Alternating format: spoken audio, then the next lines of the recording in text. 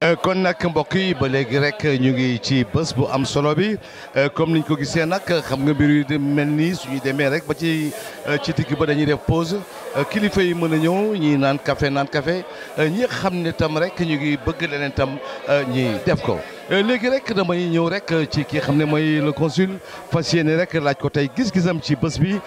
alors vraiment Yamar ñu ngi lay nuyu.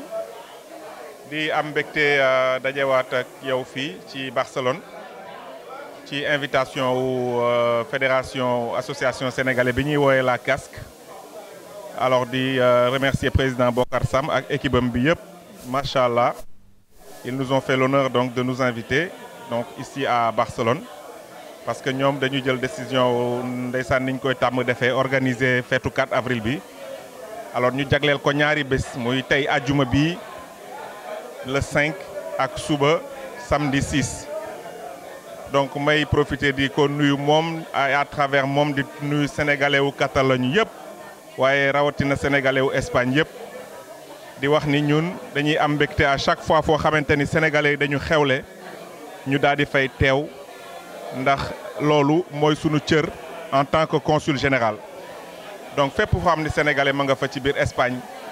décision bi ñu jël mooy te loolu ci ndigal li son excellence monsieur le président de la république Macky Sall bi nga xamante ni dañ koy féliciter ci ñaareelu mandat bi ko yàlla dénk ci bopp Sénégal moom mu wóoluñu nommé ñu consul général ñu nekkoon ca Niger ambassadeur mu indi ñu fii te duma tàyyi di wax ni feuille de route bi mission bi lenn rek la demal ma Espagne jegeel communauté sénégalaise bi di jéem a seet naka lañ leen di jàppale pour ngeen saafara problème yi ñuy jànkoonteel Espagne nekk dëkk boo xamante ni ci Europe du Sud jafe-jafe yi bëri nañ fi donc ñun bi ñu ñëwee fii tey Barcelone dañu am mbégte di féliciter waa casque parce que ñaari bés yi dañ ko jagleel waxtaan maanaam li nga xamante ni mooy ndeyu mbill mi maanaam jafe-jafe yi nga xamante ni diaspora sénégalaise maanaam sénégalais de l'extérieur rawatina ñi dëkk ci Espagne rawatina ñi dëkk ci Catalogne nga xamante ni boo gisee chiffres yi ñu wane sànq ñu wane ni presque 20 000 sénégalais ñi ngi dëkk fii ci partie bi ñuy wax Catalogne donc loolu du lu ndaw mu nekk nag ñu nekk fi dëkkin boo xamante ni ak ay jafe-jafe waaye nag vraiment ñu am mbégte gis ni yàlla dimbali na leen ñu am fédération association bi Bocar Sam jiite boo xamante ni man damay wax ni moom royukaay la donc ñu jël bëgg a fas yéene waxtaane ñaari fan yi lépp lu jëm ci wàllu migration lépp lu jëm ci wàllu diaspora wàllu taxawaayu consulat général suba dinaa am intervention boo xam ni dinaa ko def ci biir benn panel boo xamante ni question yooyu lañ ko jagleel. waaw loolu daal laa bëggoon wax Yamar pour wax ni loolu moo doon sunu teewaay fii ñu ñëw fii ànd fekk le ministre conseiller Moussa Ndoye may rafetlu aussi boo seetloo autorité espagnole yëpp dañoo ñëw teewee bés bi muy wane cëru Sénégal muy wane. cër bi ñu autorité espagnole yi jox ko communauté sénégalaise yi ñoom dañuy wax ni parmi communauté africaine yi fi nekk yëpp sénégalais yi dañoo bokk ñi nga xam ni ñoo gën a intégré te ku xool casque xool taxawaay bi ñu fi am xool sujet yi ñuy développé ñun dañuy am mbégte parce que li may faral di wax mooy consulat général ñun suñuy premier partenaire mooy association yi ngalla nag bañ yàlla dimbale ñu am association bu mel na casque bi nga xamante ni c'est une fédération d'association bi nga xam ne ñun dañuy yombal suñu liggéey may wax ni donc dinañu inspiré wu ci loolu jéem a seet naka la ñuy dajale sénégalais yi fépp ci Espagne pour ñu redynamiser la FAOS maanaam fédération de tous les sénégalais de l'Espagne ñu taxawal ko bu ko defee dana gën a yombal suñu liggéey loolu daal la amoon tey lu ma la bëggoon wax Yamar am mbégte am kontaante di fi nekk di souhaiter encore une fois une très bonne fête de l'indépendance 4 avril nga xam ni yàlla dafa def tey ñu def prestation de serment président de la république Macky Sall le 2 avril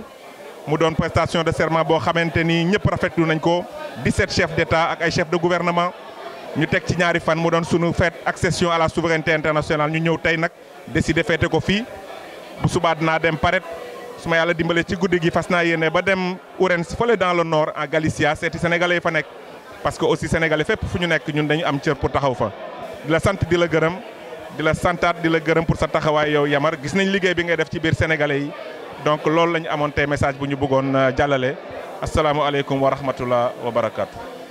Le panel qu'on doit faire, c'est sur la question de la gestion consulaire. Donc ce travail, en réalité, c'est de vous exposer qu'il y a eu ce qu'on appelle le pacte global sur l'immigration que l'ONU et beaucoup d'autres pays ont signé le mois de décembre passé. Donc dans ce pacte, il y a 23 points qui ont été signés. Sur ces 23 points, il y a des objectifs qui sont adressés à ce qu'on appelle la gestion consulaire. Et dans ces objectifs, le point central, c'est l'objectif numéro 14. Bon, je n'ai pas eu la présentation pour qu'on puisse le travailler. L'objectif principal de gestion consulaire, c'est ça. Il y a 6 actions qui ont été identifiées pour l'objectif 14. Dans ces 6 actions, il y a certaines qui concernent le consulat en tant qu'institution de la République qui représente la diaspora. Mais quand on parle de la diaspora et on parle de gestion consulaire, la gestion consulaire aussi concerne les associations, les organisations sénégalaises sur cette base-là. La première action, quand on parle de COP, on a vu des pays africains qui ont des difficultés parce qu'ils n'ont aucune représentation de leur pays, à Barcelone ou en Espagne ou dans d'autres. Donc ça, c'est une réalité. Comment la coopération peut faire de telle sorte que sur la base, et qui est un peu aussi, vous le verrez dans les accords bilatéraux régionaux, qui est l'action numéro 3, que ces pays-là, ces ressortissants de ces pays-là, puissent aussi, à un certain moment, là où leur État n'a pas de représentation, que d'autres pays puissent prendre en charge leur information, leur accompagnement dans leur processus migratoire. L'action 2, on parle d'échanger des informations pour contribuer à l'élaboration des politiques d'immigration. Aujourd'hui, les politiques d'immigration, aussi bien des pays d'accueil comme des pays ou des émetteurs d'immigrés, c'est important qu'on fasse ces échanges d'informations, et établir des politiques d'immigration, établir des questions, on se projette dans l'avenir des objectifs bien clairs, des actions bien claires. Sans une politique d'immigration, on ne peut pas ce qu'on appelle la maîtrise des flux, qu'on pense uniquement en termes de nombre, mais maîtriser les flux, c'est maîtriser aussi que cette information, les immigrés puissent retenir. On peut entrer plus en détail, mais s'il n'y a pas une bonne information, peut-être dans ton processus migratoire, qui pouvait durer une journée, peut aller à durer jusqu'à 6 mois, 7 mois, 8 mois, sans y arriver. L'accord bilatéral, j'en ai parlé. L'action 4, c'est le renforcement des capacités consulaires. Ça veut dire qu'aujourd'hui, les gens qui sont au niveau du consulat, qui travaillent, ce sont des agents publics qui travaillent au niveau des consulats. C'est important aussi qu'ils comprennent, parce que c'est des fonctionnaires. Je ne suis pas, vous être fonctionnaire du consulat en tant que diplomate ou autre chose. Je ne connais pas toute la problématique de l'immigration, je ne connais pas toutes les lois, les droits. Peut-être de mon pays, je connais, mais je ne connais pas du pays d'accueil, là où je dois servir. C'est important aussi de les former, dans ses capacités en termes de loi, dans les coutumes qu'il y a pour pouvoir donner plus de services, plus d'informations et répondre aux attentes réellement de la population de la diaspora là où ils sont. Donc ça c'est important et ça concerne l'institution en tant que consulat, mais aussi ça nous permet nous aussi de pouvoir leur passer ces informations qu'ils auront besoin, ceux qui sont dans des pays d'accueil et qui ont une certaine expérience. Ce capital-là aussi, ils pouvoir le partager avec le personnel du consulat. En 6, on appelle le conseil sur les lois et coutumes. Donc ça, c'est plus d'informations avant que la personne puisse arriver. Donc c'est dans ces types de réunions, des interactions qu'on a avec les autorités locales, aussi bien des pays d'accueil et autres, l'inclusion financière, création d'entreprises ici et là-bas. Donc c'est toutes ces informations et conseils et lois qu'on peut donner. Je crois qu'aujourd'hui, hier, quand il parlait de coopératives qu'on doit organiser, d'améliorer les réseaux d'immigration pour pouvoir passer ces informations-là. Donc il y a beaucoup de Sénégalais qui ont envie d'entreprendre au pays ou ici, mais s'ils n'ont pas toutes ces informations et la formation, les capacités nécessaires, peut-être ils vont aller dans un désert. Le désert existe si simplement il n'y a pas de guides qui ont une connaissance des routes des déserts pour pouvoir le passer et le partager. Donc les réseaux et les conseils qu'on donne, c'est comme ça. Le réseau existe là où il y a des possibilités que les gens transmettent ces conseils-là à notre niveau. Donc dans ces objectifs-là, je crois qu'il y a une interaction d'autres objectifs qu'on peut considérer comme des objectifs sur la gestion consulaire. L'objectif 3, par exemple, qui l'action principale, c'est de dire, on nous recommande de créer une page web. Cette page web peut être des consulats pour que le candidat à l'immigration, par exemple, si on parle de l'Espagne, puisse avoir toutes les informations et options sur cette question de migration en Espagne avant même de sortir au Sénégal. Peut-être la page web n'est pas la plus adéquate parce que les candidats de migration du Sénégal vers l'Espagne peut-être ne regardent pas les pages web, n'écoutent pas les radios ou d'autres, mais on doit trouver le moyen que la personne qui doit se déplacer puisse avoir toutes les connaissances et selon ses moyens avant d'entamer son voyage vers ça. Coopération et dialogue intercambiaire, donc c'est la question des réseaux qu'on j'avais parlé tout à l'heure, les points d'information sur les routes migratoires. Ça veut dire que si j'ai cette information-là, je n'ai pas la possibilité d'avoir le visa, de prendre l'avion, je dois prendre la route clandestine, telle. Je dois connaître, avoir et connaître là où on peut être réellement, me donner un appui sur la route pour que la route ne soit pas une route terrible et mortelle à chaque fois. Les informations pour les gens qui arrivent aussi, c'est important. Les associations, jusqu'à présent, ont fait... Ici, il y a une loi d'acogida qui concerne que toutes les associations peuvent participer. Mais ces lois-là aussi, en termes d'information, comment nous, on va le gérer de façon professionnelle ou de le gérer aussi de façon informelle jusqu'à présent, mais avec plus de dynamique, avec plus aussi de conseils qui aident la personne à pouvoir être autonome, à sortir de cette stade, par des campagnes d'information ou de sensibilisation. L'objectif 4 aussi affecte directement le consulat, c'est la question de l'identité, l'identification, non l'identité. La question de l'identification. Comment on fait de telle sorte que toutes les personnes migrantes, durant son voyage, durant tout ce processus, peuvent acquérir les documents d'identité nécessaires. La documentation, c'est nécessaire que cette personne-là puisse l'avoir.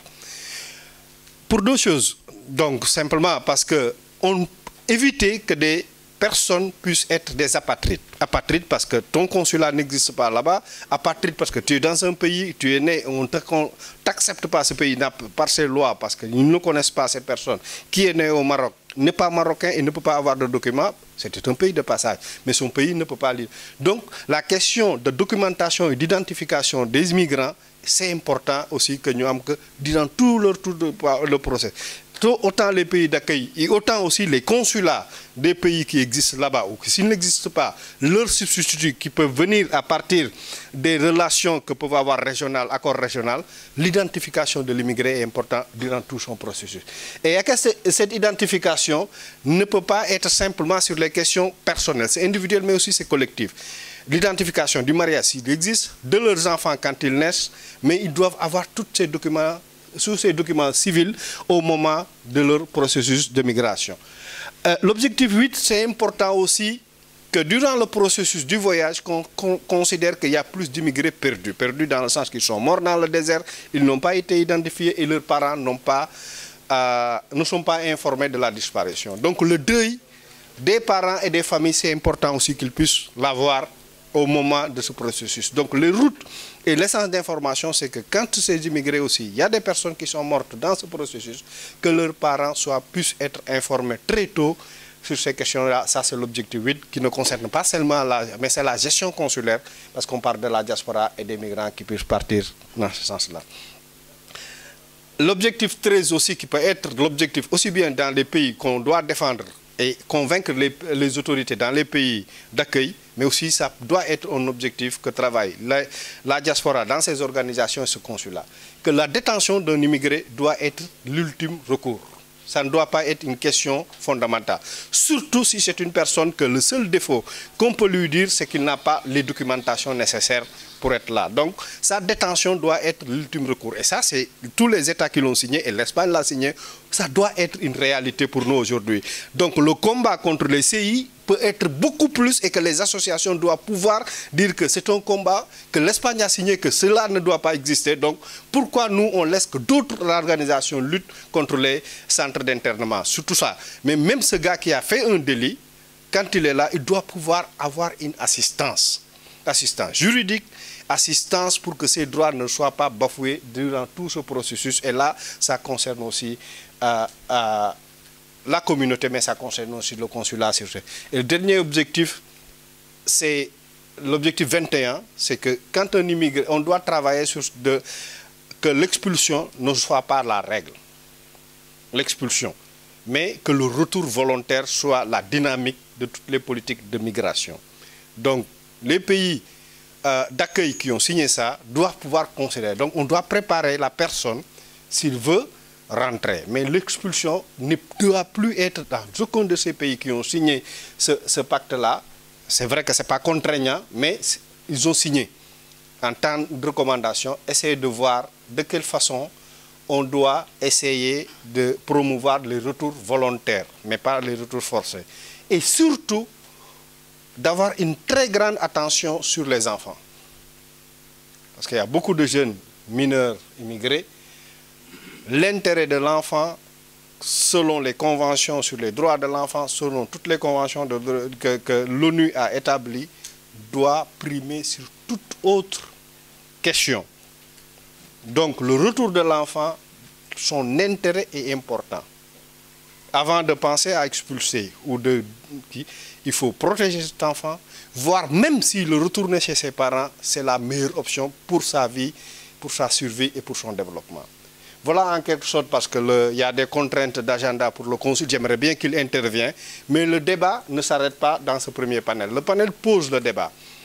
À l'heure du manger, on en parlera. Il y a un autre débat qui sera ouvert, que c'est un atelier, même si on dit relax ou informel. C'est pour améliorer et voir dans quel sens Casques peut transmettre ces actions concrètes qu'on veut faire ici en Catalogne, en Espagne, et aussi dans quel sens on peut demander ou travailler sur cette même agenda avec le consulat. Travailler avec lui en accord, si ce n'est pas un accord, de voir aussi de quelle forme on peut obliger ou faire une pression sur le consulat et sur l'État du Sénégal pour travailler sur ces questions-là.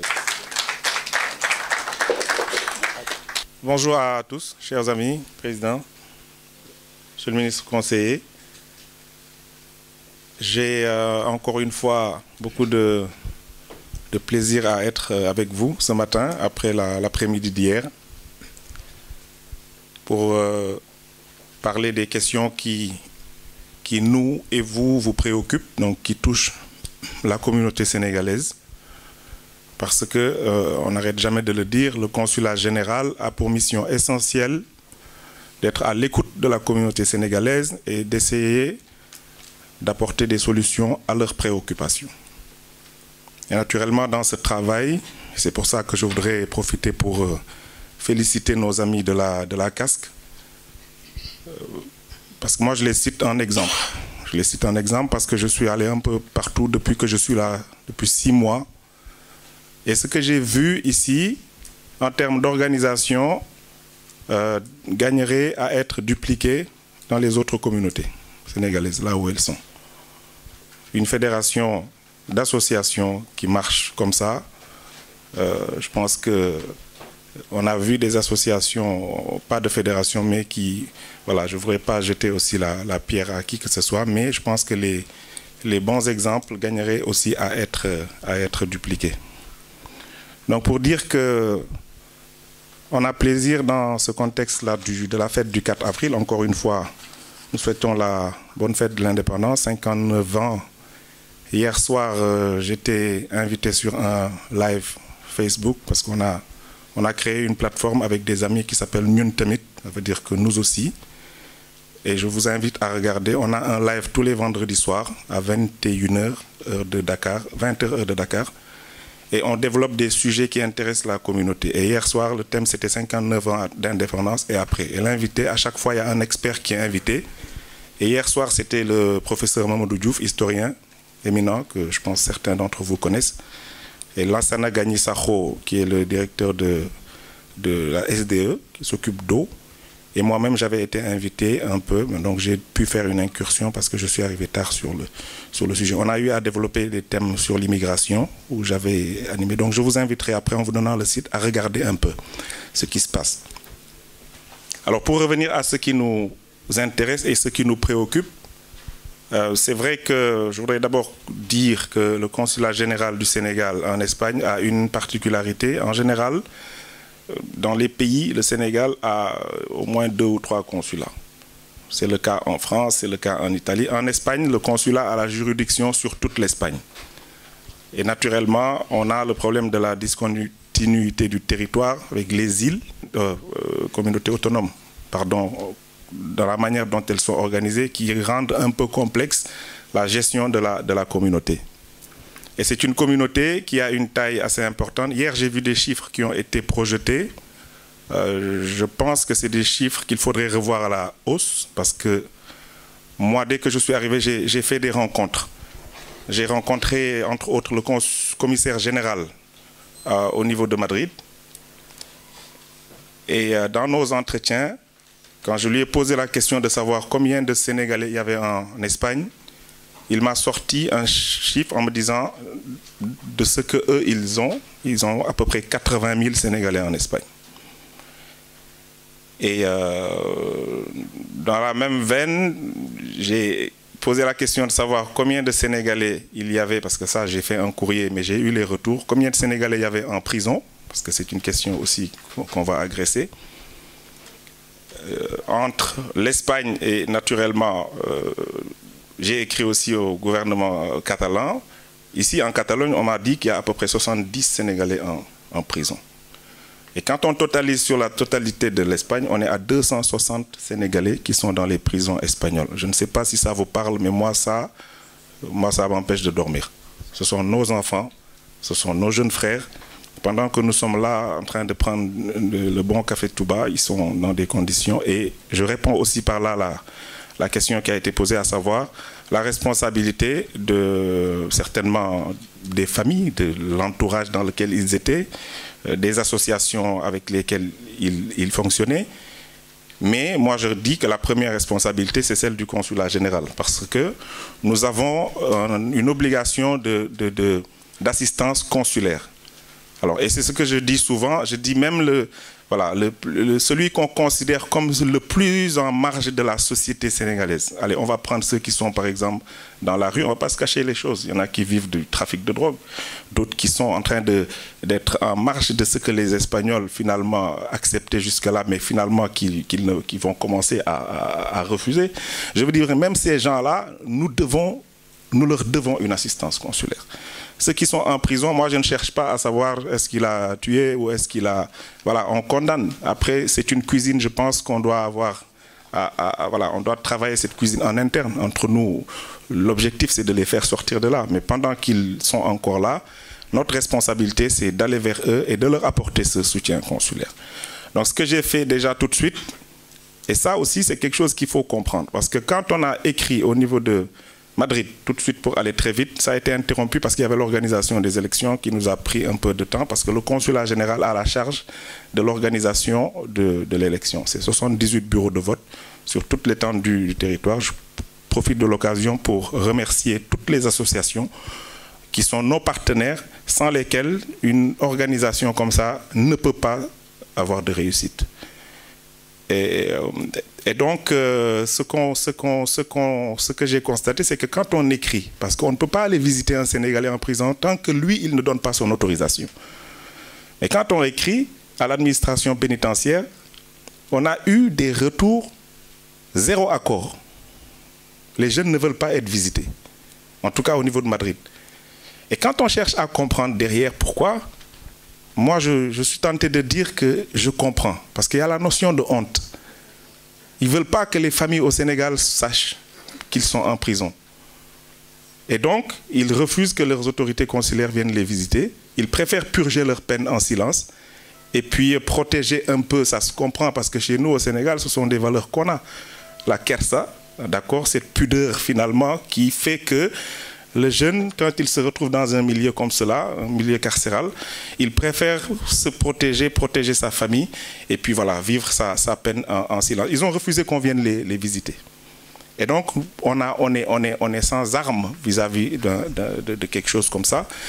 Ici, je discutais hier avec Mortala en lui disant peut-être qu'on vous mettra à contribution, Président, pour faire ce travail-là avec les autorités pénitentiaires, si elles acceptent, s'il y a un programme. En tout cas, moi, je suis prêt. Et ce programme-là, on avait décidé de le faire avec l'ambassade, d'accord, faire des petites missions, consulat général, ambassade et les associations dans les lieux de résidence de ces Sénégalais, pour qu'en groupe, nous allions les visiter. Pour d'abord, une fois, leur montrer que leurs autorités sénégalaises sont à côté d'elles, d'accord, mais aussi pour que les autorités espagnoles aussi voient que finalement, voilà, ces jeunes sont tombés sous le coup des lois espagnoles, mais ne sont nullement abandonnés par leurs autorités. Donc j'insiste un peu sur ce problème-là parce que je pense que c'est un aspect important de ce que nous sommes en train de dire. Voilà, donc le consulat général a cette mission-là d'assistance consulaire de façon générale. Et c'est vrai que ce qu'on voit le plus, ce qu'on connaît le plus d'un consulat général, c'est la délivrance de documents. D'accord? Passeport, carte d'identité, carte consulaire. Et je profite pour dire, ça a été dit par Serigne Assane Fall, dont j'ai énormément apprécié l'intervention. Et je lui disais que, je l'ai dit aux autorités sénégalaises, que je pense que jusque-là, on n'a pas réussi à trouver le bon rythme pour régler les problèmes de la diaspora, parce que chacun travaillait dans son coin et pensait qu'il avait raison dans ce qu'il faisait. Alors, les associations travaillent un peu en autarcie, mais on ne peut pas leur reprocher parce que c'est peut-être parce que les autorités aussi ne se sont pas trop souvent intéressées à ce que ces associations-là faisaient. Lorsqu'on les invitait, elles ne venaient pas. Moi, tout à l'heure, je prends le train, l'avion à 19 h. D'abord, je vais aller faire un aller-retour à Paret parce que je vais aller saluer les Sénégalais. Demain, je vais assister à la fête à Orense, c'est dans le nord. Et la combinaison que j'ai trouvée, c'est un vol pour aller dormir à Santiago. Je ne sais pas, arriver sur place, je trouverai un endroit où dormir pour continuer après, pour arriver, parce que cette mission-là, c'est la nôtre. On ne doit pas simplement venir à Barcelone, parce que Barcelone, c'est plus facile, il y a beaucoup plus de Sénégalais. Mais moi, je dis que même s'il y a un endroit où il y a un seul Sénégalais, ma mission, c'est d'aller vers ce Sénégalais-là. Donc on est un peu dans cette logique-là. Et pour dire que la délivrance de documents, c'est vrai que ça, c'est ce que moi j'appelle la partie visible de l'iceberg, de notre travail. Et je profite pour dire, le Seigneur Hassan l'a dit, il faudrait qu'on trouve une formule avec les associations pour que le document de base soit délivré au Sénégalais. Et le document de base, le document zéro, pour moi, c'est la carte consulaire. La carte consulaire, dans un pays, c'est la carte d'identité du Sénégalais. Lorsque vous arrivez dans un pays, votre carte nationale d'identité, vous devez la sécuriser dans votre tiroir. Vous ne devez pas vous promener avec. Vous devez sortir avec la carte consulaire. Sachant que lorsque vous égarez la carte consulaire, la seule démarche que vous avez à faire, c'est de retourner au consulat général pour avoir... Voilà. Et après, il y a la carte d'identité, le passeport. Et je profite pour dire, ce que j'ai découvert ici en Espagne, c'est que le passeport, comme on dit en Wolof, c'est un document, voilà, quand vous avez un bébé, s'il n'a pas de passeport, il ne se soigne pas. Quand vous avez votre titre de séjour qui expire, si vous n'avez pas le passeport, il n'est pas renouvelé. Le voyage, j'en passe, est des meilleurs. Donc ça, nous, on l'a bien compris. Moi, Dieu m'est témoin, 2 mois, un peu avant les élections, je suis allé au Sénégal. J'ai rencontré le président de la République, son Excellence. Il m'a reçu et je lui ai parlé des problèmes que j'ai trouvés en Espagne et j'ai insisté sur la question du passeport. Et je vous assure que c'est instant, il a pris son téléphone, il a appelé le ministre de l'Intérieur. Il a donné des instructions et c'est les débuts de solutions que vous êtes en train de voir. Tout à l'heure, on me disait que oui, on a vu. Je dis non, pour moi, j'aurais un début de satisfaction si on arrive à une situation où un Sénégalais demande un passeport et il l'a maximum sur 48 heures, 72 heures lorsqu'il est éloigné de Madrid et le même jour lorsqu'il réside à Madrid.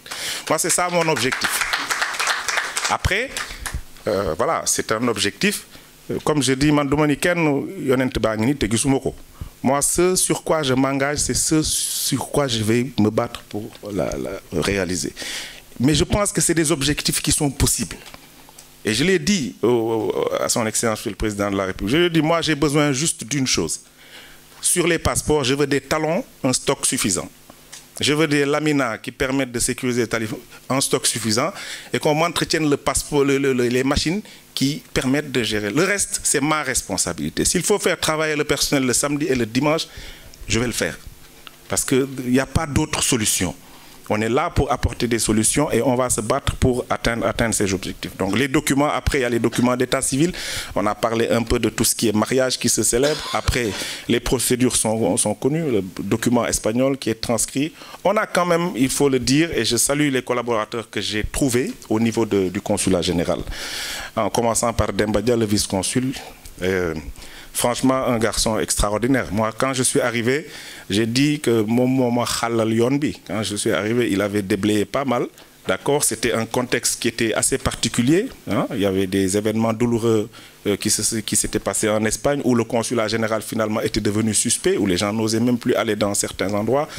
Je pense qu'aujourd'hui, on est arrivé dans une situation où moi, je peux venir tranquillement aller partout. C'est parce qu'il y a quelque chose qui a été fait. Et je profite pour dire qu'en fait, les Sénégalais, c'est un peuple à part. Le Sénégalais, il est foncièrement rebelle. En commençant par moi-même. Moi, je suis très rebelle. C'est-à-dire que moi, tout ce que je demande, comme je dis au consulat, au personnel, je trace un grand cercle et je mets R dedans. Ce R, ça veut dire respect. D'abord entre eux et moi. Je leur dis, moi, je n'ai pas de problème. Vous voulez vous absenter, vous voulez venir en retard, vous voulez. Je peux faire un compromis sur tout, sauf sur le service qu'on doit donner à la communauté sénégalaise. Là, je suis intraitable. Ça veut dire qu'il faut qu'on arrive à une situation où on organise l'accueil, le téléphone, on en parle, c'est un problème. Les gens se plaignent, ils appellent et ils ont raison. Moi, je l'ai testé. J'ai testé avec un numéro où j'appelle, les gens ne décrochent pas le téléphone et je découvre qu'on baisse les volumes des téléphones dans les bureaux. Je n'ai pas de problème pour le dire parce que ce sera tolérance zéro. Ce sera tolérance zéro. On va se battre pour que ça se règle. Ça, c'est la première chose. Donc il y a des mesures qu'on va prendre et je vous assure que d'ici un mois vous allez voir parce que je me suis rendu compte qu'il faut une personne dédiée qui va gérer le téléphone, qui va décrocher et balancer. Et après nous on a un système pour suivre est-ce qu'il y a ce qu'il faut. Donc on vous demandera juste un peu de patience. Dans le même ordre d'idée, on en a parlé, on est en train de remettre à jour, de remettre une mise à niveau au niveau du site web du consulat général pour que on puisse arriver à un moment où on va aller vers la dématérialisation. C'est-à-dire que moi, je considère que pour qu'un Sénégalais quitte Barcelone ou Galice ou aille pour venir au consulat, ça veut dire que, par exemple, voilà, ça doit être une situation exceptionnelle où voilà, on doit tout pouvoir régler sans que les Sénégalais aient à se déplacer. Et je profite pour dire, et ça, il faut quand même saluer l'engagement de l'État du Sénégal. Mais le Sénégal est le seul pays qui fait des missions itinérantes pour délivrer des passeports, chers amis. Renseignez-vous. Ça n'existe pas. Même les pays développés ne le font pas. Donc, je me dis, mais souvent aussi, et c'est normal. Parce que je dis, il faut qu'on aille. Donc moi, je ne veux pas qu'on me compare à des... Souvent, j'entends les gens, oui, tel pas. Non, moi, je me compare, moi, je me compare, je veux être mieux que Espagne et France. Parce que dafa am lu nek suñu dëkk ñun lu ñu am lo xam dañ ko sëriñ bi daf ko wax sank. C'est important ce que je dis. Je peux le redire en français pour que les amis comprennent. Le Sénégal n'est pas un petit pays. Le Sénégal est un grand pays. Mais malheureusement, nous, on est petits dans nos comportements par moment. Et ça, c'est autre chose. Voilà, c'est la réalité. Il faut qu'on se regarde dans les yeux et qu'on se dise. Le Sénégal est un grand pays. Mais nous, on est petits, sur nos comportements, on ne respecte pas. Tu dis 9h, les gars viennent à 11h. Il l'a dit. Il faut qu'on règle ces questions-là. Mais comment vous expliquez que les Sénégalais qui vivent en Espagne, mais vous savez ce dont je parle, tout le monde règle. Mais dès qu'on arrive à Dakar, AIBD, ça y est, on enlève la veste, on accroche et on rentre dans les cars rapides et l'esprit car rapide. Non. Non.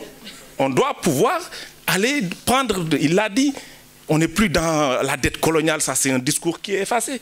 Mais on doit pouvoir, dans ces pays-là, prendre ce qu'il y a, pas de bon, de meilleur. Parce que nous, on a l'excellent dans nos pays. Nous, on n'a pas ce qui est bon au Sénégal. Au Sénégal, on a ce qui est excellent. Moi, j'invite nos amis espagnols et tout ça. Il faudra, Président, qu'on arrive à des moments où on organisera des circuits de découverte. D'accord? Avec la casque, on organise des circuits où on prend 100, 200 amis espagnols, on les amène sur la petite côte, on les fait découvrir, manger le mboum, pour qu'on leur montre qu'est-ce que nous, on a. C'est important. Voilà. Et je le disais, par exemple, nos amis Baïfal, il y a une suspicion, voilà, parce que le Baïfal, on le juge sur l'accoutrement. Mais on est complètement à côté. C'est une philosophie. Vous avez écouté Serigne Hassan? Marabout, intellectuel, philosophe, penseur, humaniste, il a tout avec lui. Mais si vous prenez le Baïfal, vous le jugez avec son ndiakhas, vous êtes à côté de la plaque. Et résultat, ce qui s'est passé, c'est qu'il y a une défiance vis-à-vis des autorités sénégalaises qui, pendant longtemps, les ont laissés en marge. Mais les Sénégalais, quel que soit le groupe auquel il appartient, donc voilà des gens qui se sont retrouvés en marge et qui sont restés dans leur côté. Dès que vous parlez d'ambassade ou de consulat, vous êtes suspect. Ils ne veulent même pas que vous vous approchiez d'eux. Et donc moi, qu'est-ce que j'ai fait? J'ai dit, ok, j'ai mis un pas, j'ai vu que c'est un peu difficile, j'ai reculé. Parce qu'il y a aussi quelque chose qu'il faut comprendre. Quelle est la philosophie qui est derrière le fameux ndigal qu'ils ont? Ça, c'est une forme de respect qu'ils ont vis-à-vis d'une autorité morale avec laquelle ils peuvent discuter et comprendre des instructions. Et lorsque nous discutons avec des gens comme Serigne Assane, on a tout de suite la clé qui ouvre la porte vers ces communautés-là. Et c'est ça qui fait qu'après, moi je suis à l'aise aujourd'hui, parce que quand Serigne Assane va appeler les Baye Fall où qu'ils soient pour leur dire « waxtaan leen ak consul général », dañ may ñomé. Et quand on va commencer à rentrer dans une logique de discuter, après c'est terminé. Le mur de glace, il est tombé. Et maintenant, on rentre dans quoi? Dans comment on va faire pour améliorer leurs conditions. Et ça, il n'y a pas d'autre choix possible et imaginable. Et je l'ai dit, l'État du Sénégal gagnerait à travailler et à discuter avec des gens comme Serigne Assane. Je l'ai dit tout à l'heure, chacun est dans son coin, l'État est dans son coin, l'ambassade. Jusque-là, l'ambassade, le consulat général. Mais nous, on a quand même initié quelque chose. Je parle sous le contrôle du ministre conseiller. C'est que régulièrement, ambassade et consulat, on se rencontre pour discuter des questions qui relèvent de l'ambassade, des questions qui relèvent du consulat général. Parce qu'on a une chance aussi, hein, et vous vous en rendrez compte. La nouvelle ambassadeur, Madame Si, c'est une dame, voilà, elle est extraordinaire, cette dame. Moi, j'ai un rapport particulier avec elle parce que quand j'étais consul honoraire, j'ai eu la chance d'être consul honoraire 2012, 13, 14, 15, 16, j'ai fait du bénévolat. Donc le rapport que moi j'ai avec vous, je ne sais pas tomber du ciel. C'est parce que j'ai vécu avec ça. Au Niger, moi, mon numéro de téléphone, tout le monde là. Tout le monde. On ne m'appelle pas Excellence parce que mon frère, j'ai un frère qui m'a appelé un jour, il m'a dit, mais il paraît que vous, on vous appelle Excellence. Je dis oui. Il me dit, mais moi je trouve que c'est dangereux d'accepter qu'on t'appelle Excellence. Je lui dis pourquoi? Il me dit parce que je considère qu'il faut t'assurer que tu es excellent auprès de Dieu. Parce que si les hommes t'appellent Excellence et que tu te retrouves un jour devant ton Seigneur et qu'on te met dans la chambre 15 là, parce que... Alors ça, c'est resté dans mon esprit. Et donc du coup, moi je suis content quand on m'appelle Kader. Alors, je préfère quand on m'appelle par mon prénom. Ça choque des gens. Les diplomates chevronnés, souvent, bon, c'est... Mais moi, c'est ma manière d'être. Donc je n'ai eu aucun problème. J'avais le choix de rester ambassadeur au Niger. C'est plus confortable. Mais quand on m'a appelé pour me dire, ah, le patron a dit, il veut t'amener en Espagne, pas pour être ambassadeur, mais pour être consul général. Mais il dit de te demander, tu as le choix. Si tu acceptes, c'est bon. Si tu refuses, reste au Niger parce que tu fais un excellent travail. J'ai réouvert l'ambassade au Niger après 29 ans de fermeture. Il n'y avait plus d'ambassade. On s'est battu pour ouvrir. Et je me souviens lui avoir dit un jour, quand il a décidé devant le ministre Mankeur Ndiaye, en me demandant ce que je faisais, la réponse que je lui avais servie, c'est, Monsieur le Président de la République, je ne souhaite pas être ambassadeur.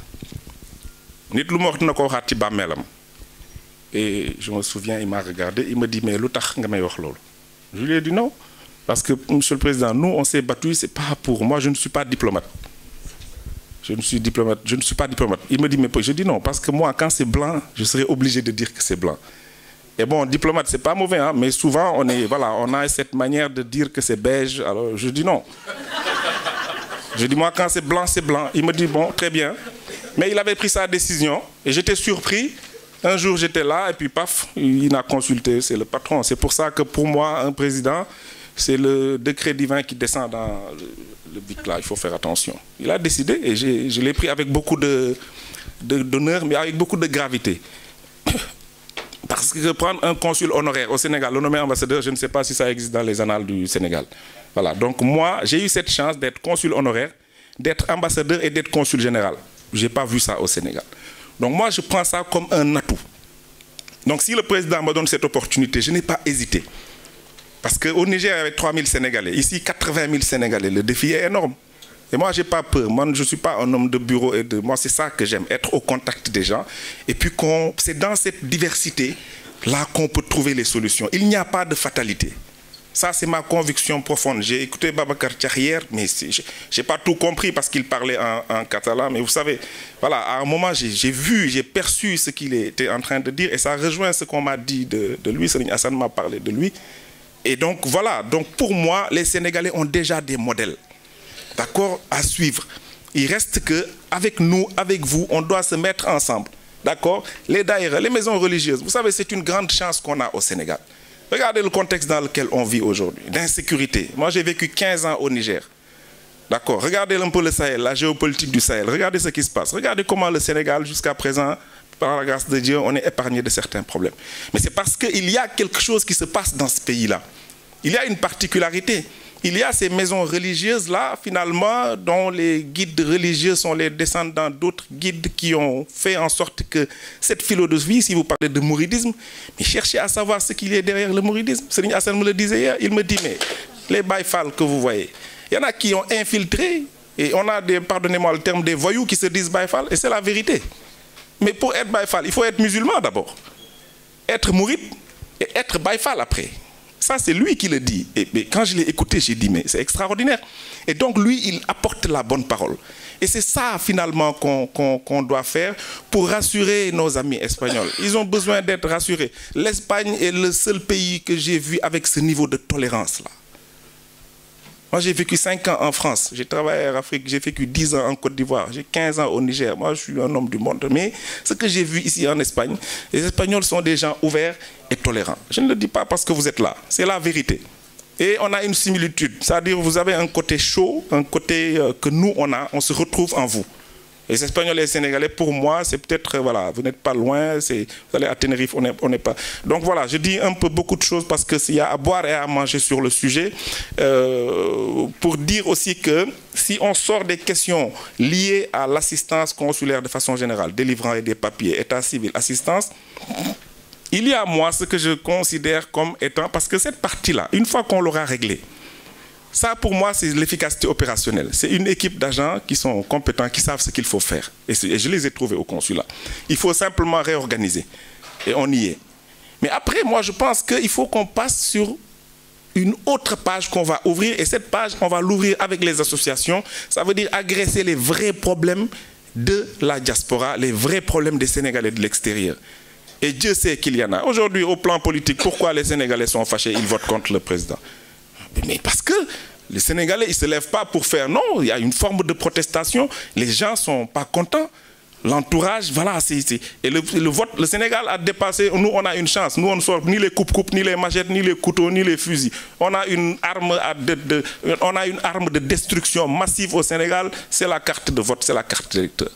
Les gars, ils se réveillent le matin, ils se mettent dans leur Getzner, ils vont voter, ils rentrent chez eux. Et ils règlent leurs problèmes. Donc ça veut dire qu'il y a aujourd'hui une lecture qu'il faut avoir et pour pouvoir avancer et régler les problèmes.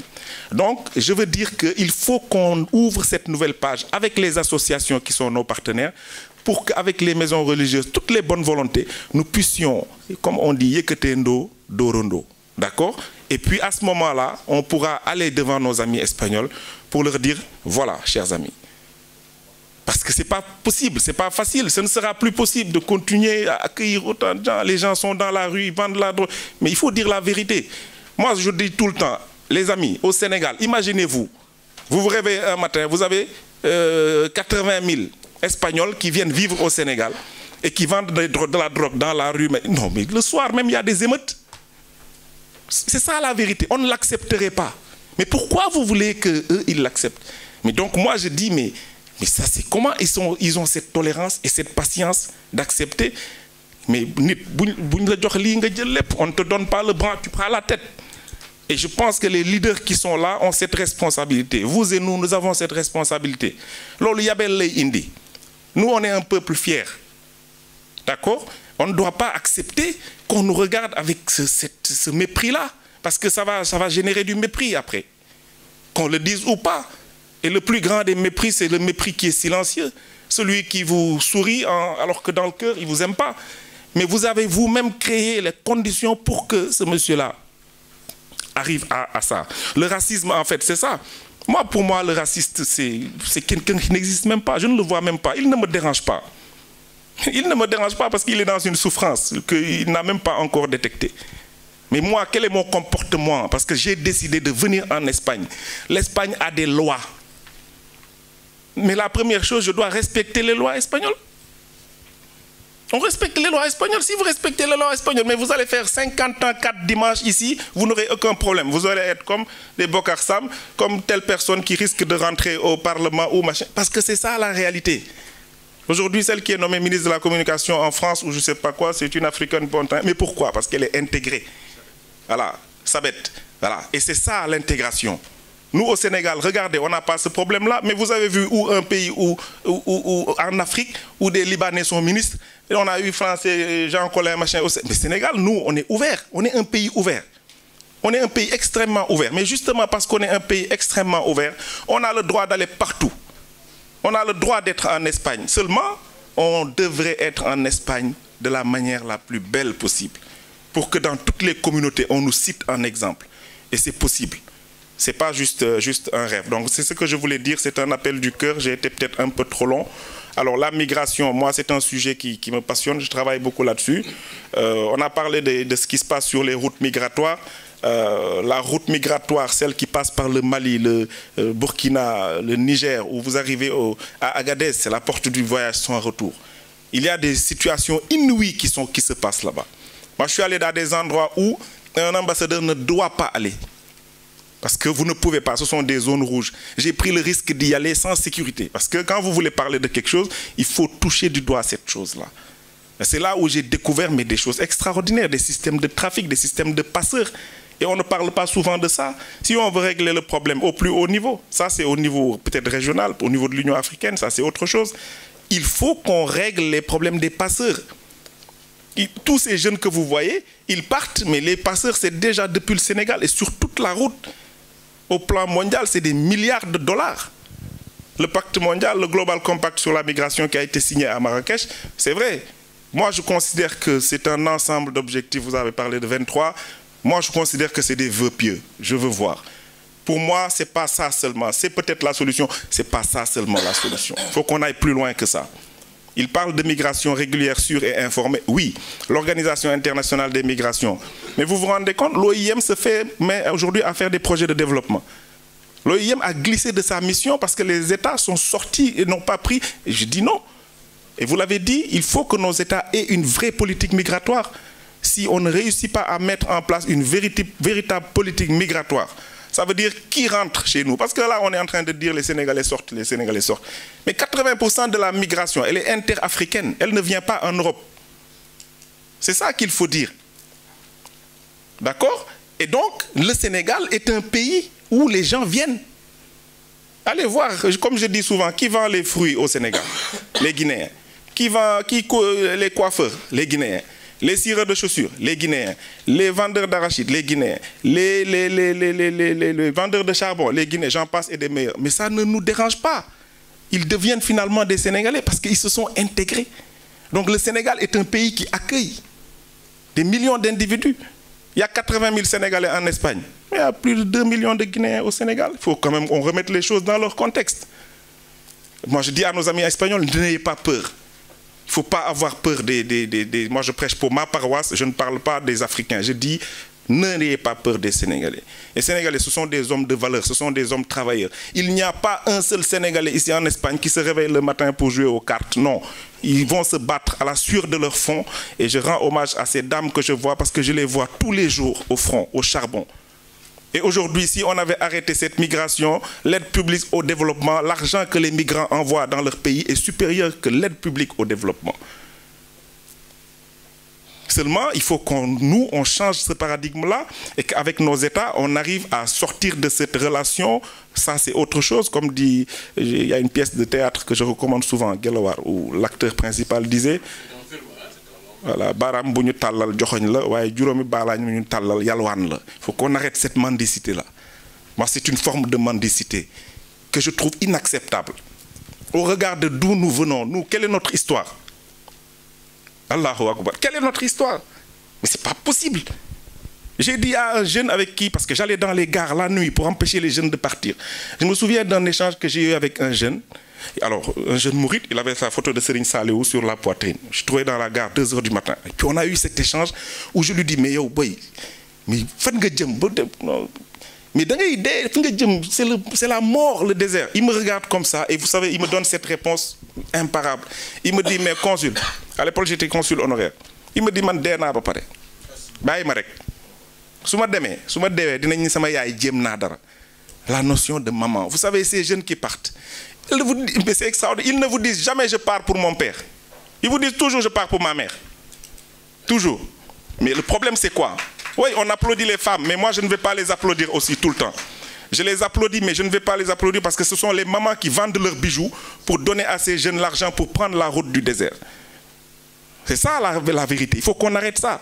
Ça, c'est terminé. C'est-à-dire que cette route-là, maintenant, moi, je me bats contre ça. Je me bats contre ça. Parce que aussi, il y a ces succès-là qu'on voit. Il y a à Thiaroye une maison, vous savez comment on appelle cette maison?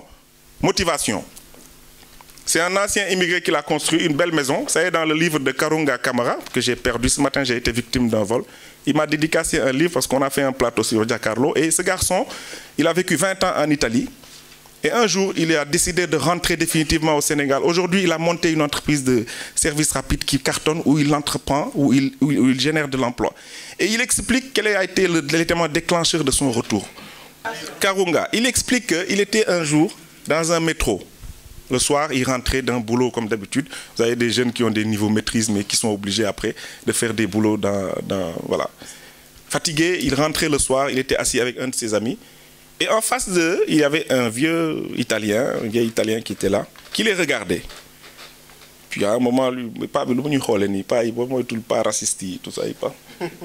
Il dit que voilà, je suis sûr que c'est un raciste là qui nous regarde. Et à un moment, le vieux les interpelle. En italien. Et ils ont commencé à discuter. Il les salue, ils répondent.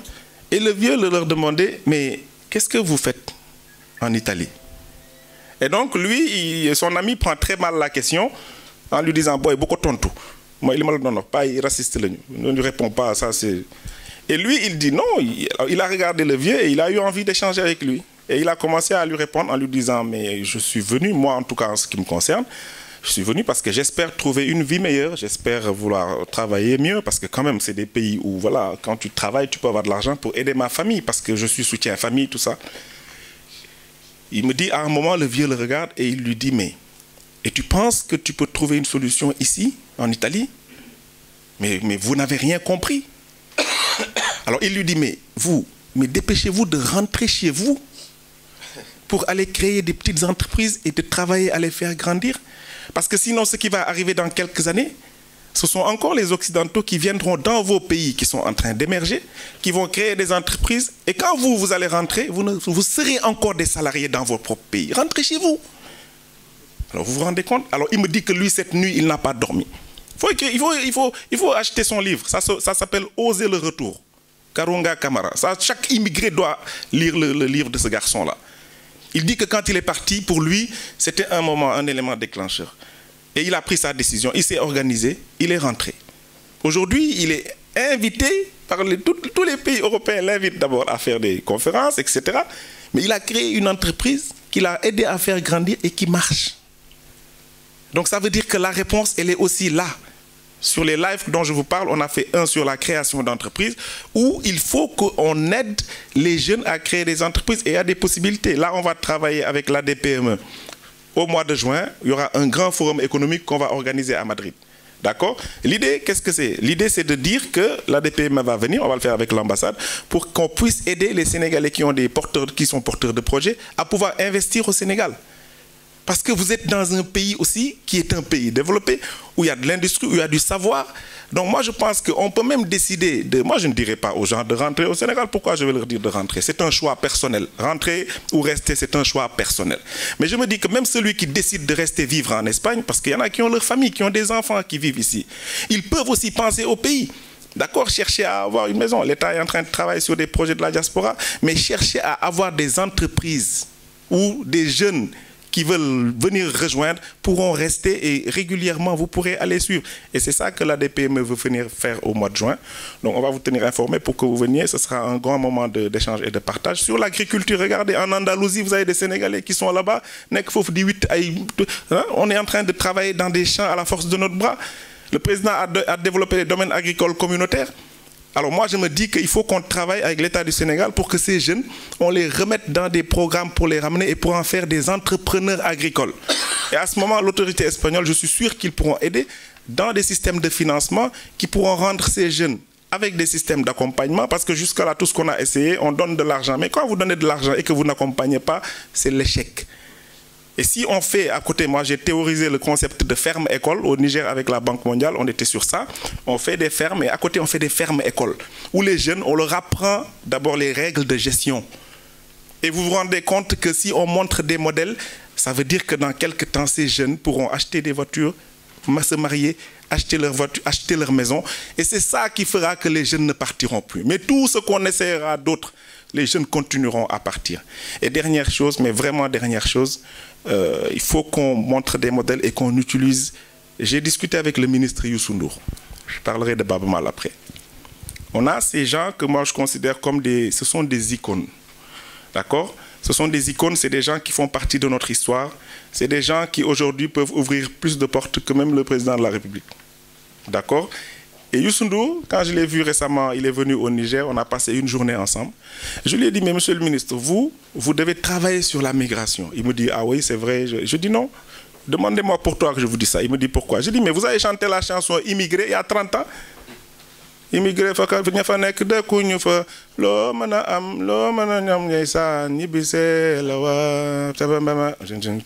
allez, comment il s'appelle ce gars-là? Alasek.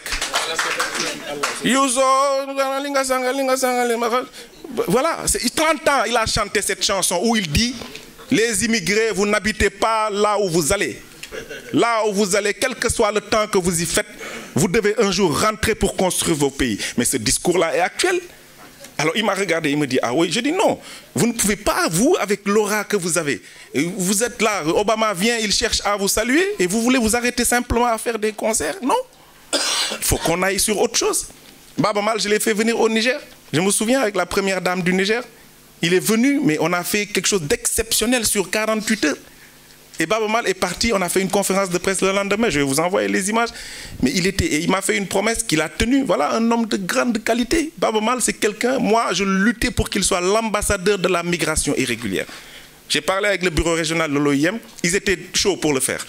Après, bon, ça ne s'est pas fait, les raisons, on les connaît. Mais je pense que ça, c'est des choses, ce sont des gens comme ça qu'on doit utiliser pour porter la bonne parole. Après, maintenant, ce qui reste, nous, dans ce qui nous revient, la disponibilité, elle est là. Moi, mon téléphone, tout le monde là. D'accord? Tout n'est pas parfait. Rome ne s'est pas fait en un jour. Madrid, Barcelone, ni Dakar. Donc, je pense qu'on est dans un processus. Ça doit être basé sur la compréhension, sur la tolérance et sur la solidarité. Les pour nous reprocher, nous ñoo ko def. Ouais, les pour nous reprocher, mi ngi ci yéen. Ça, c'est ça qui est, c'est nous, entre nous, c'est sénégalais entre nous. Et je pense que c'est si on met en place un système de dialogue qui est basé sur la vérité. Parce que l'udul deug du dem. Faut gis lu yag di dem nak deug mo fa nek. Si on se dit la vérité, je suis presque sûr qu'on va faire des choses extraordinaires. On va avoir du résultat. On va avoir du résultat. Et à ce moment-là, l'autorité sera obligée de suivre. Parce que moi, je considère que ce qui est important, c'est vous. Le président, il a été nommé, il a été réélu, on le félicite et on l'encourage à accélérer la cadence. Et moi, j'ai l'impression qu'il va le faire. Je sais qu'il va le faire. Mais en attendant, on n'attend pas. On travaille entre nous. Et vous savez, quand l'État est renseigné, quand ils vont entendre certaines choses qu'on est en train de mettre en place, ils vont venir rattraper. Et à ce moment-là, la fusée va décoller. Donc c'est ce que je voulais dire. Je voudrais m'excuser. Hein, j'ai parlé avec l'émotion, ça a été un peu long. Merci. Merci de nous avoir reçus. Merci. Donc, j'ai voulu que la réunion, qu'il puisse parler, le consul, sur cette question, mais je reviens aussi sur notre sujet. Hein. Ce n'est pas vain en termes de sujet, parce que nous avons participé un peu par le président de la CASC qui a participé au moment où on élaborait, on négociait le pacte global sur l'immigration, aussi bien, donc durant tous ces processus. Ce n'est pas quelque chose qui s'est fait. Marrakech, c'était un peu la fin d'un long processus où CASC, d'une certaine manière, à travers d'ADEP et à travers d'autres organisations, a participé dans son élaboration.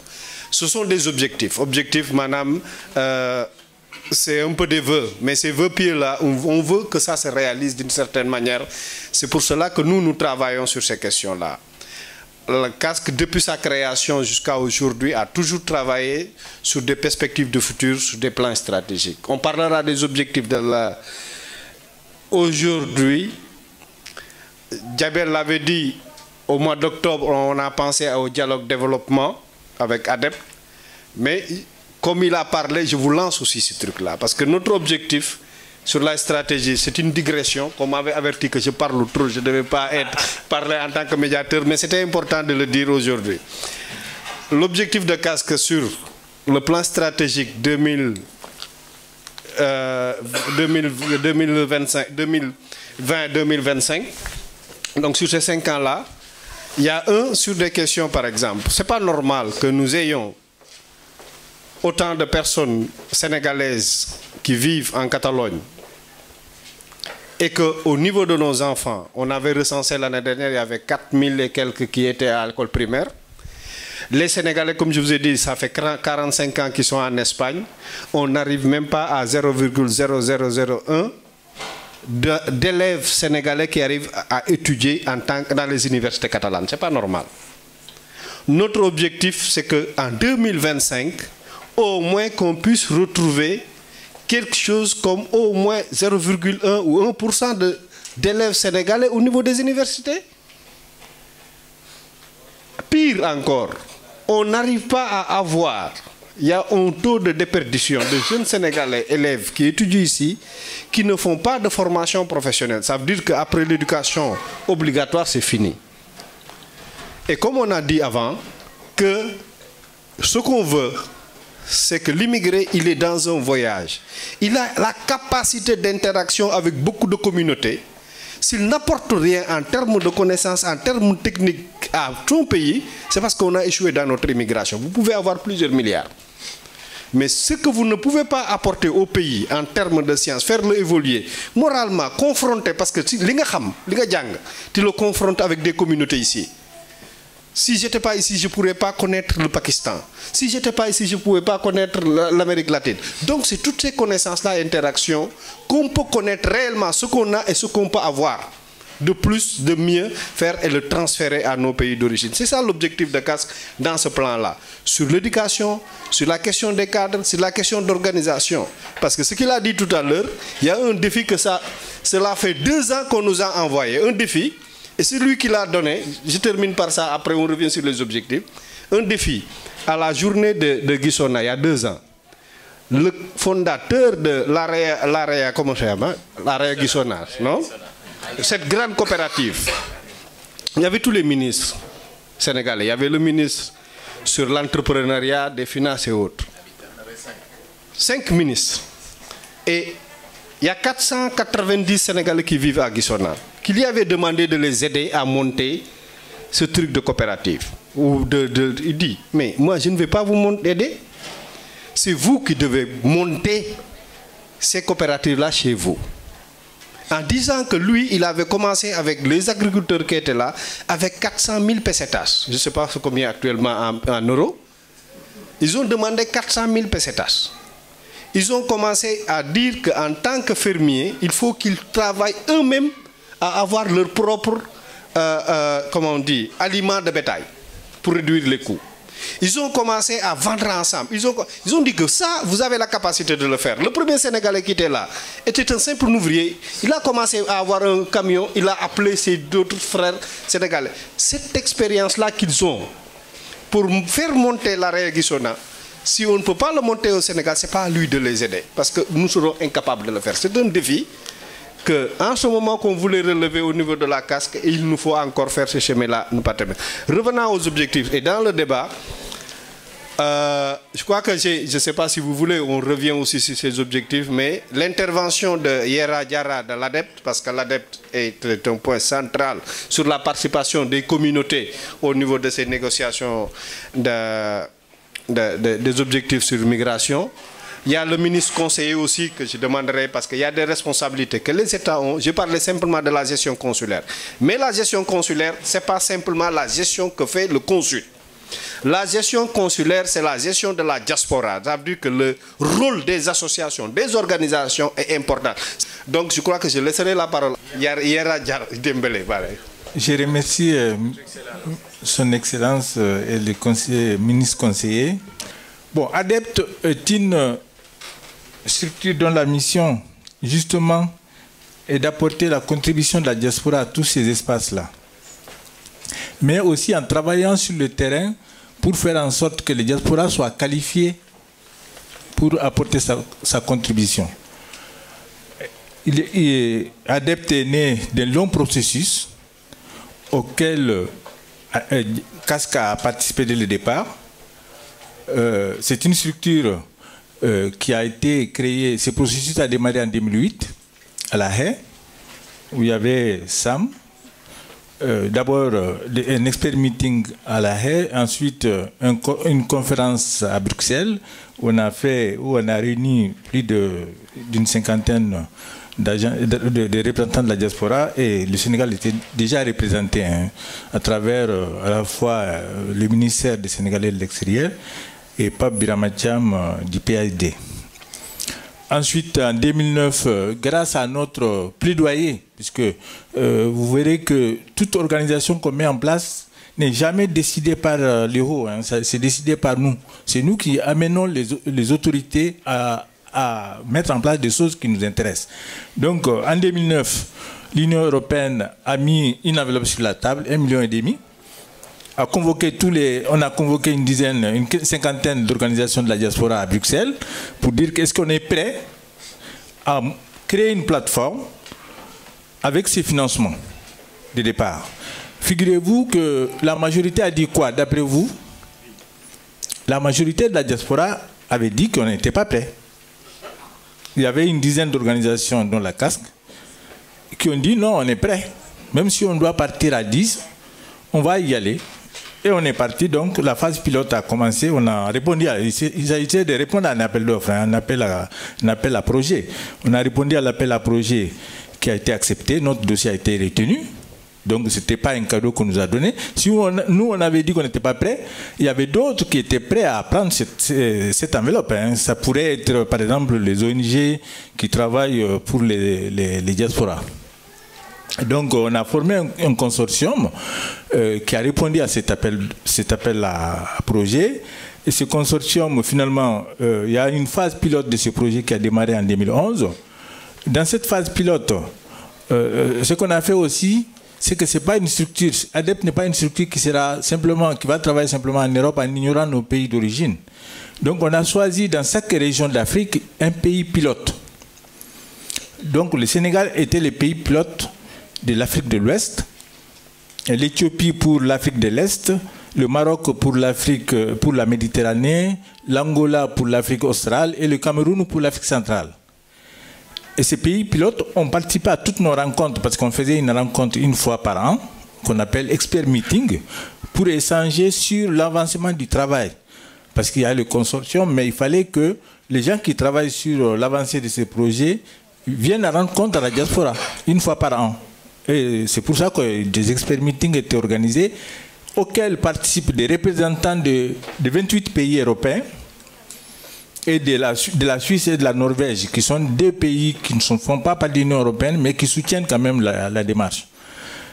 Et dans cette phase pilote, il y avait aussi des missions à mener dans les pays pilotes. Donc une mission a été menée au Sénégal. C'est le retour de ces missions qui ont convaincu les bailleurs, l'Union européenne, la Suisse. À l'époque, il y a aussi les Pays-Bas qui finançaient ces projets, parce que les Pays-Bas, le chef de file du projet était basé aux Pays-Bas, et puis l'Allemagne. Donc à l'issue de cette phase pilote, ils ont augmenté l'enveloppe. Il y a une phase intérimaire qui a démarré depuis 2013, plutôt 2000, la phase intérimaire a démarré en 2014, et a débouché sur la création d'ADEPT, officialisation en 2017. Voilà donc tout ça pour améliorer et renforcer la capacité et l'impact des organisations de la diaspora africaine impliquées dans les activités de développement en Afrique. Bon, en fait, nous, on est orienté plutôt vers le développement, mais le développement, comme on l'a dit tout à l'heure, ça commence par ici. Hein. Ça dit que c'est dans nos implications dans les sociétés d'accueil qu'on a des capacités pour intervenir au pays. Parce que, à commencer par les individus, pour envoyer de l'argent là-bas, vous travaillez ici d'abord. Hein. Et pour travailler ici, c'est parce qu'on a besoin de votre main-d'œuvre que vous arrivez à avoir des revenus. Et ces revenus, c'est dans ces revenus qu'on transfère une partie de ce qu'on gagne ici. Et les gens sont impressionnés par le montant des transferts, mais on oublie de dire que ce qui représente 2-3 fois l'aide publique au développement ne représente que 15% de nos revenus. Ça veut dire que les 85% sont dépensés ici. Donc on participe aussi à l'enrichissement du pays d'accueil. Voilà. Et je ne sais pas comment utiliser là. Ouais. Voilà. Donc ADEPT, depuis sa création, donc officialisation, depuis la phase intérimaire, travaille sur différents services qui vous intéressent directement. Parce que le danger aussi, c'est de créer une structure para-diaspora que vous voyez très loin et qui ne touche pas à vos démarches, à vos activités sur le terrain. Il y a d'abord vous informer, newsletter, et puis il y a des rencontres, des réunions qui se tiennent en ligne auxquelles chaque personne ici dans la salle peut participer. C'est-à-dire qu'ADEPT, il est d'abord un réseau auquel tout le monde peut participer. Parce que dans la phase pilote dont je vous ai parlé, on a d'abord commencé par cartographier les acteurs de la diaspora. Les acteurs impliqués dans les activités de la diaspora. Que ce soit des acteurs associatifs, des acteurs individuels, les entrepreneurs par exemple, ceux qui ont une entreprise en Europe ou qui veulent monter une entreprise en Afrique, et puis les acteurs individuels, universitaires, scientifiques ou médecins qui ne sont pas forcément dans les associations. Donc tout le monde peut s'inscrire pour recevoir les newsletters, je vous montrerai les sites internet, et puis participer aux réunions, les webinaires, les réunions en ligne qui se tiennent une fois par mois. Et puis, il y a des formations qui sont mises en place, mais ces formations sont accessibles d'abord aux têtes des réseaux. Et les bourses de jeunes, il y a un dispositif de bourses de jeunes professionnels de la diaspora âgés de 21 à 35 ans pour des missions en Afrique. Appui individualisé au renforcement des capacités. Bon, ça c'est...